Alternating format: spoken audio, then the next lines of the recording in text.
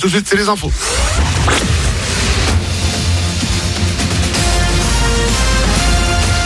Toute l'actu sur Monaco-Menton avec Frédéric Plat.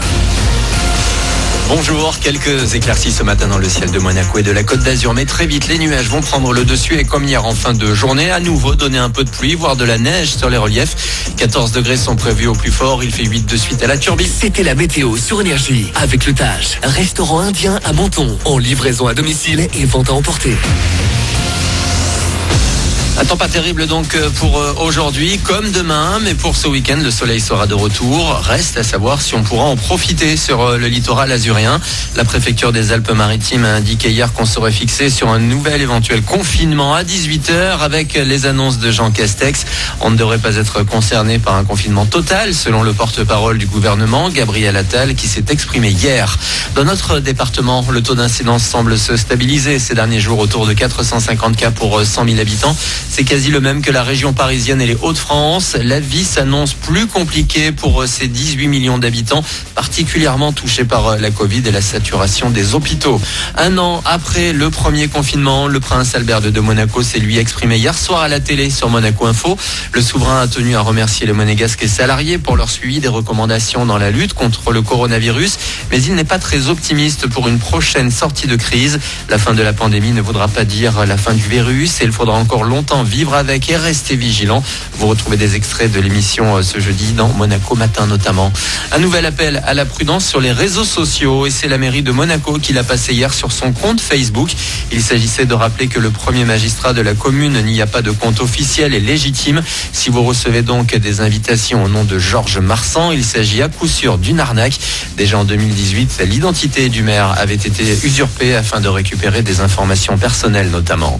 L'actu, c'est aussi cette comparution devant la justice monégasque qui peut faire sourire, enfin pas vraiment la victime a priori, puisque dans une querelle de garde d'enfants entre deux parents séparés, le nouveau compagnon de la maman a été agressé par l'ex-époux.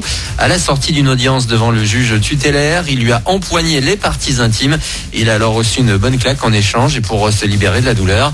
Les deux hommes ont finalement été condamnés à une peine d'amende. Vous avez plus d'infos sur le châtiment boursier prononcé sur nicematin.com.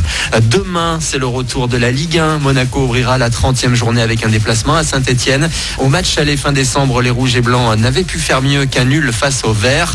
Depuis, l'ASM a pris en assurance. Le défenseur de 19 ans, Benoît Bienachil, s'est hier présenté en conférence de presse d'avant-match. On a montré qu'on savait rivaliser face à deux grosses équipes. On a montré face au PSG et il n'y a pas très longtemps contre Lille. Donc forcément, c'est vraiment très positif pour nous de voir cette évolution depuis le début de saison. Et j'espère vraiment que ça va continuer jusqu'à la fin du championnat pour pouvoir atteindre notre objectif. Le plus important pour l'instant, c'est vraiment de sécuriser cette 4e place. Après, comme on le dit souvent, on verra à la fin, sur les derniers matchs, si on est encore dans la lutte pour le podium, on pourra en parler. Et c'est à 21h que sera donné demain donc le coup d'envoi de Saint-Etienne-Monaco. Les Verts sont très loin dans le classement actuellement, 16e. Les Rouges et Blancs tenteront de se rapprocher un peu plus du podium. Puis du sport automobile avec le monégasque Daniel Molena, copilote le plus titré de l'histoire du rallye aux côtés de Sébastien Loeb. Il vient d'être remercié après 23 ans de collaboration. Son équipe ne l'aurait pas trouvé assez impliqué lors du dernier Dakar. Il s'exprime sur cette éviction ce jeudi dans les colonnes de Nice Matin. Sur votre route, notez que des travaux vont avoir lieu la nuit prochaine à la sortie de la Turbie. La circulation sera coupée entre 21h et 6h du matin, 500 mètres après l'intersection avec la RD 53. C'est la route qui descend vers Beau-Soleil. Il en sera de même demain et samedi soir. Puis coupure également de la route de Kairos dans la vallée de la Roya. Cette fois maintenant jusqu'à midi. Il doit y avoir des travaux sur une brèche à l'entrée de la RD 40. Voilà pour votre actu. Excellent début de journée à vous avec Manu dans le 6-10.